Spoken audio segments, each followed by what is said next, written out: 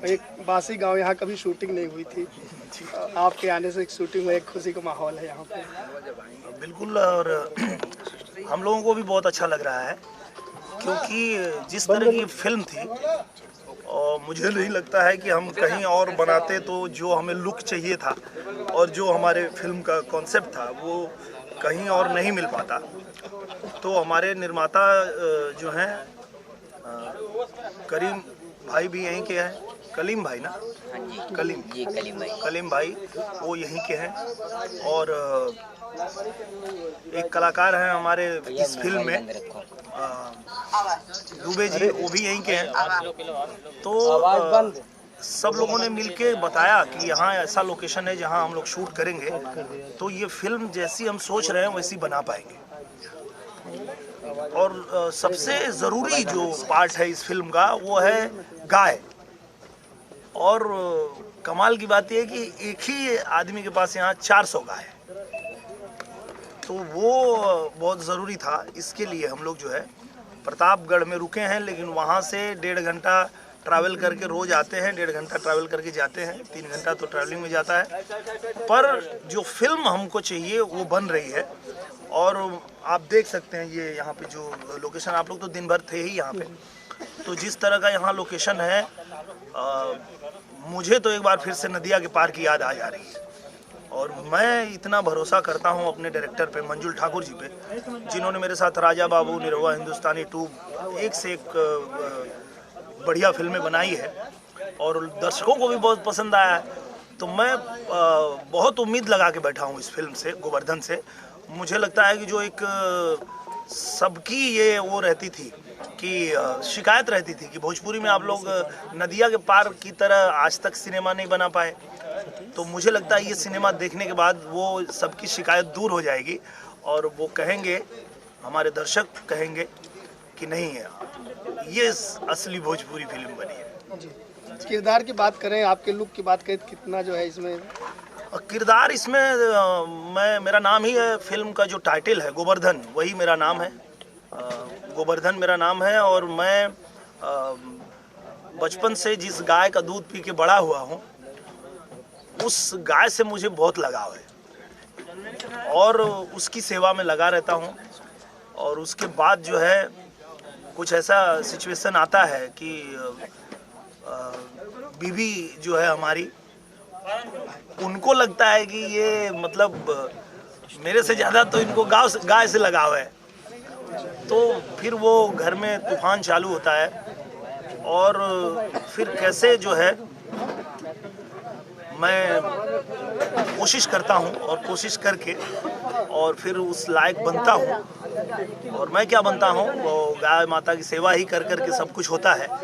और वो जो एक जर्नी है वो जब देखेंगे आप, तो इतना मनोरंजक तरीके से बनाया है हमारे मंजुल ठाकुर जी ने कि आप लोगों को आनंद आ जाएगा। आज तो आप लोग क्लाइमैक्स में थे ही, तो आप लोगों को कैसा लग रहा था? बहुत अच्छा लग रहा था, आंखें नम हो जा रही थी। आंखें नम हो जा रही थी। और मैं ये पूरी फिल्म के हिसाब से बता रहा हूँ कि जब ये फिल्म लोग देखेंगे तो उनको गर्व होगा कि हमारी भोजपुरी में इस तरह की फिल्में बन रही हैं। जी, निर्माता की बात की जाए, जयंत घोष जी, परवीन कुमार जी, कलीम भाई जो बना रहे हैं, बहुत ही अच्छे निर्माता मिले हैं मुझे।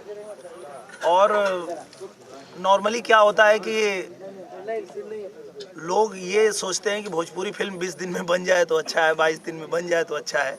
पर पहली बार मुझे ऐसे निर्माता मिले हैं, पहली बार तो नहीं कह सकते, प्रवेश लाल भी बनाते हैं 40-50 दिन तक, 90 दिन तो उन्होंने बना दिया था बॉर्डर।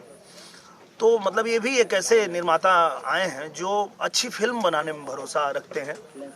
हमारे जयंत जी भी, कलीम भाई भी, और हमारे जो प्रवीण भैया हैं, ये सब लोग जो है अच्छी फिल्म बनाने के लिए प्रयास कर रहे हैं। और जो कुछ भी इस फिल्म में रिक्वायरमेंट है वो सब कुछ ये लोग कर रहे हैं। और 20 दिन से शूट हो रहा है और अभी 20 दिन और शूटिंग होगी। अगली फिल्म का डेट मुझे 20 दिन आगे बढ़ाना पड़ा, जो अभी 15 तारीख से एक और अगली फिल्म की डेट थी। तो मंजुल भाई ने भी कहा और हमारे निर्माता ने भी कहा कि हमें और चाहिए टाइम, कम से कम 15 दिन और 20 दिन और लगेगा। तो हमने कहा अच्छी फिल्म के लिए चाहे जितना दिन लगेगा हम देंगे आपको, आप बनाइए। क्योंकि फाइनली तो एक ही सबका टारगेट होता है कि अच्छी फिल्म कैसे बनाई जाए। जी। फिल्म के निर्माता में जो है प्रवीण कुमार जी फिल्म डिस्ट्रीब्यूटर हैं, तो फिल्म के लिए प्लस पॉइंट है कि डिस्ट्रीब्यूशन भी। और कमाल की बात यह है भैया, मैं ये कहना चाहता हूँ और मैं बहुत दिल से धन्यवाद देना चाहता हूँ प्रवीण भैया को, क्योंकि निर्माता तो ठीक है, जो डिस्ट्रीब्यूटर होते हैं, वितरक होते हैं, वो कहीं ना कहीं सिर्फ मसाला फिल्मों के लिए ही वो जोर देते हैं कि अरे थिएटर में ये चलेगा, वो चलेगा, ऐसा होगा, वैसा होगा। पर इतना बढ़िया सब्जेक्ट चुना है उन्होंने एक वितरक होते हुए कि भाई मैं फिल्म अच्छी बनाऊंगा। और सिनेमा घर में लोग आके तीनों को दिल से धन्यवाद देता हूँ कि मेरे जीवन में आप लोगों ने एक ऐसी फिल्म दे दी जो मेरे लिए यादगार हो गया, और मुझे लगता है कि मेरे दर्शकों के लिए भी, भोजपुरी सिनेमा के लिए भी एक यादगार सिनेमा बनने वाला है। मंजुल ठाकुर जी, राजा बाबू से अब तक आपका जो उनका जोड़ी है। मंजुल ठाकुर जी के बारे में तो मैं यही कहूँगा, मैं उनको मनोरंजन का बादशाह कहता हूँ, ये मनोरंजन का मास्टर डायरेक्टर कहता हूँ मैं उनको, क्योंकि आप देखेंगे चाहे वो राजा बाबू हो, वो चाहे निरहुआ हिंदुस्तानी 2 हो, मुझे कोई कहता है, जैसे हमारे दर्शक लोग हैं वो खुद ही कहते हैं कि हफ्ते में ये किसी न किसी चैनल पे 4 दिन, 5 दिन, 6 दिन, 7 दिन चलती ही रहती है राजा बाबू, फिर भी बार बार लोग देखते हैं। इतना अच्छा फिल्म बनाया था मंजुल ठाकुर जी ने। तो ये सौभाग्य है हमारा कि इतने अच्छे डायरेक्टर हमको मिल गए भोजपुरी में, और ऐसे निर्माता और ऐसे डायरेक्टर रहेंगे तो अच्छी फिल्म बनेगी। और मंजुल भाई तो मेरे फेवरेट डायरेक्टर हैं, आप सब जानते हैं। एक जो मुहिम है गौर अच्छा जी, उस पे कहीं न कहीं ये फिल्म इंगित करती है, जो माननीय योगी जी का, मोदी जी का। बिल्कुल, और ये होना ही चाहिए, ये होना ही चाहिए। क्यों, आप लोग भी सुने ही होंगे, जानते ही होंगे कि जितने देवी देवता हैं वो सब गाय माता में निवास करते हैं, और अगर गाय माता की हम सेवा करते हैं तो समझिए कि हम पूरे देवी देवताओं को एक साथ खुश कर सकते हैं। और वही होता है इस फिल्म में। गौ माता की मुझ पर इतनी कृपा होती है कि मैं जब छोटा था और मेरी माँ पूछती थी कि अच्छा ये घटना सही है, मेरे साथ ऐसा हुआ था, वही इस फिल्म में भी रख दिया गया है। मेरी माँ भी ऐसे ही पूछती थी कि भैया स्कूले जीवा कि गाय चराव जीवा, ये होता है गाँव में। तो बच्चे स्कूल में मार खाने के डर से सोचते हैं कि हम स्कूल नहीं जाएंगे, हम गाय चराने जाएंगे, तो गाय चराने ही जाते थे। तो इस फिल्म में यही हुआ है कि मेरी माँ पूछी कि बचवा गाय चरावे जीवा कि स्कूले जीवा, तो मैं नहीं गाय लेके जाते। और ये पढ़ लिख नहीं पाया ठीक से, और पढ़ लिख तो चीज़ें जो है बड़ा फिर उटपटांग होनी शुरू होती है, पर वो सब कुछ ठीक होता है गौ माता की कृपा से। तो गौर माता का जो अभियान, उस पर क्या कहना चाहेंगे, क्या संदेश देना चाहेंगे गौर अच्छा को? वो जो फिल्म देखेंगे लोग तो खुद ही कहेंगे कि हाँ यार सच में, जैसे उसमें एक बड़ा अच्छा लाइन लिखा है मंजुल ठाकुर जी ने और अरविंद तिवारी जी जो हमारे राइटर हैं फिल्म के, बड़ी अच्छी लाइन लिखा है कि कोई पूछता है मेरे से कि एक बात बताओ, ये तेरी जो गाय है ये बूढ़ी हो गई है, अब दूध देती नहीं है, फिर भी तू इसी की सेवा में लगा रहता है, क्यों, क्या मिलता है? तो बोलता है कि बात तो सही बोल रहे हो, लेकिन जो हमारी माँ हमको दूध पिलाती है, हमको जन्म देती है, वो बूढ़ी हो जाएगी तो क्या हम उसको छोड़ देंगे? नहीं छोड़ेंगे ना। तो हम तो इसी का दूध पी के बड़ा हुए, और इसके जो दूध बेचे गए, दही बेचा गया, जो इसका घी बेचा गया, जो कंडा और वो सब बेचा गया, उससे हमारी परवरिश हुई है, तो ये तो माँ ही है हमारी, हम इसको कैसे छोड़ दें? तो इस तरह की चीज़ें हैं, वो लोगों को लगेगा, समझ में आएगा कि हाँ मतलब सही विषय पे फिल्म बनी है। इसके अलावा और कौन संदेश परक फिल्में या मनोरंजन वाली फिल्में आपकी आने वाली हैं? सारी फिल्में अच्छी आ रही हैं, और कोरोना जब आया तो उसने हम लोगों को बहुत तकलीफ दिया, पूरी दुनिया को तकलीफ दिया, इकोनॉमी को ध्वस्त कर दिया, और सबको घर में बैठा दिया। हम लोग सबका व्यापार चौपट हो गया, सिनेमा चौपट हो गया, थिएटर्स बंद हो गए, सबका मतलब नुकसान ही हुआ। पर उसने फ़ायदा सिर्फ यही एक दिया कि जो भोजपुरी में उल जुलूल फिल्में बनाते थे लोग, वो बननी बंद हो गई, क्योंकि अब फिल्म बन रही है या तो सैटेलाइट के लिए, या तो फिर डिजिटल के लिए। और वो सारी फिल्में जो है घर में जब सैटेलाइट पे लोग देखेंगे तो परिवार के साथ ही देखते हैं, तो हर निर्माता की मजबूरी हो गई कि आपको अच्छी फिल्म ही बनानी पड़ेगी, सार्थक सब्जेक्ट पे ही फिल्में बनेंगी। तो सारी फिल्में जितनी मेरी आ रही हैं, चाहे वो मैंने लॉकडाउन खुलते ही किया था आई मिलन की रात, चाहे उसके बाद मैंने किया माई, उसके बाद मैंने किया फसल, और फसल के बाद मैंने किया सबका बाप अंगूठा छाप, उसके बाद ये फिल्म बन रही है जिसका नाम है गोवर्धन, और ये पूरी करूँगा तो इसके बाद मैं जाऊँगा एक और बड़ा अच्छा सब्जेक्ट है उस पे काम करने के लिए।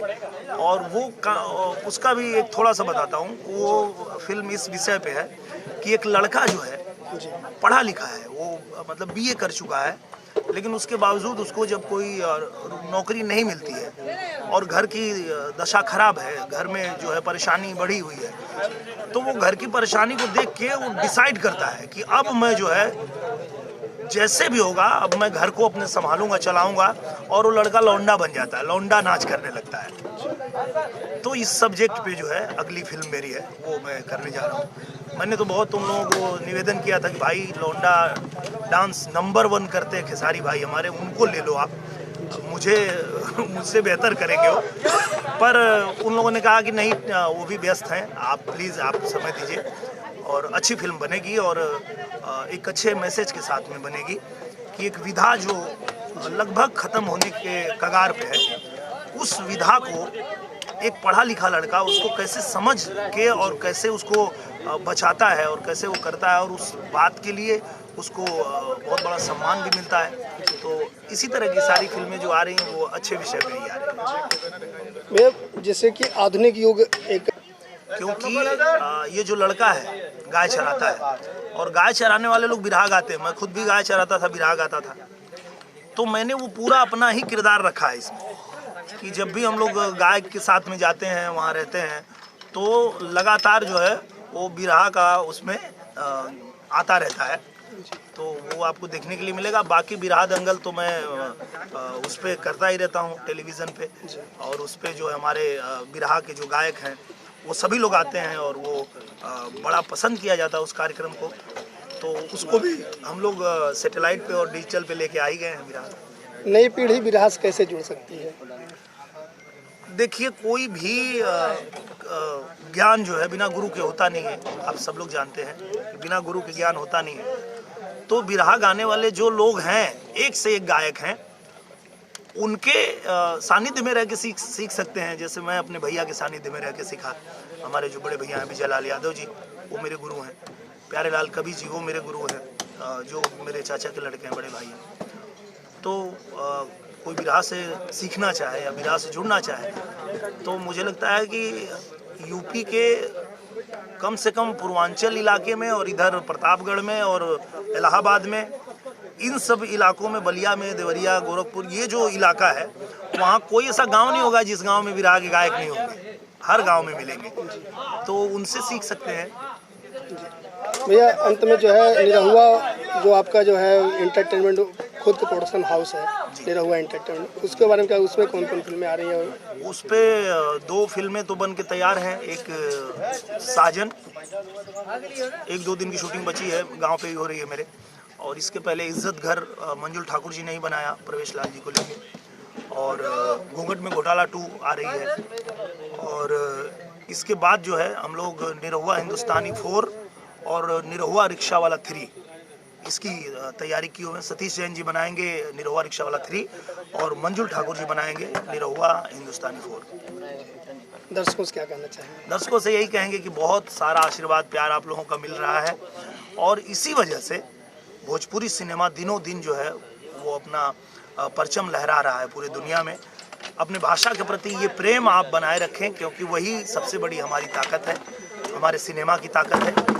और जब तक आपका ये आशीर्वाद प्यार मिलता रहेगा, हम कलाकार लोग आपके लिए अच्छी अच्छी फिल्में बनाते रहेंगे। अब सिनेमा हॉल खुल गया है, क्या अपील करना चाहेंगे? सिनेमा हॉल खुल गया, लेकिन अभी भी थोड़ा डर है, वो जो चल रहा है कोई नया लहर की बात हो रही है, तो पहले अपनी जान की सुरक्षा करें, आप लोग घर में रहें। मैं ये नहीं कहूँगा कि मैं फिल्म बना रहा हूँ तो आप लोग जाएं सिनेमा घर में जाके और अपने जान जोखिम में डालें, ऐसा नहीं मैं बोलूँगा। मैं ये बोलूँगा आप सुरक्षित रहिए। जब सरकार अलाउ करेगी, जब कहेगी कि आप जा सकते हैं, जितनी मात्रा में जा सकते हैं, तब जाइएगा सिनेमाघर में। और अगर ऐसा होता है कि ये संकट काफ़ी दिनों तक अगर चलेगा तो बाकी है, अभी डिजिटल है, डिजिटल के अलावा बहुत सारे OTT प्लेटफॉर्म आ रहे हैं, उसके अलावा सैटेलाइट है, तो फिल्में हम आपके लिए बनाते रहेंगे, देखते रहिए आप। Thank you so much.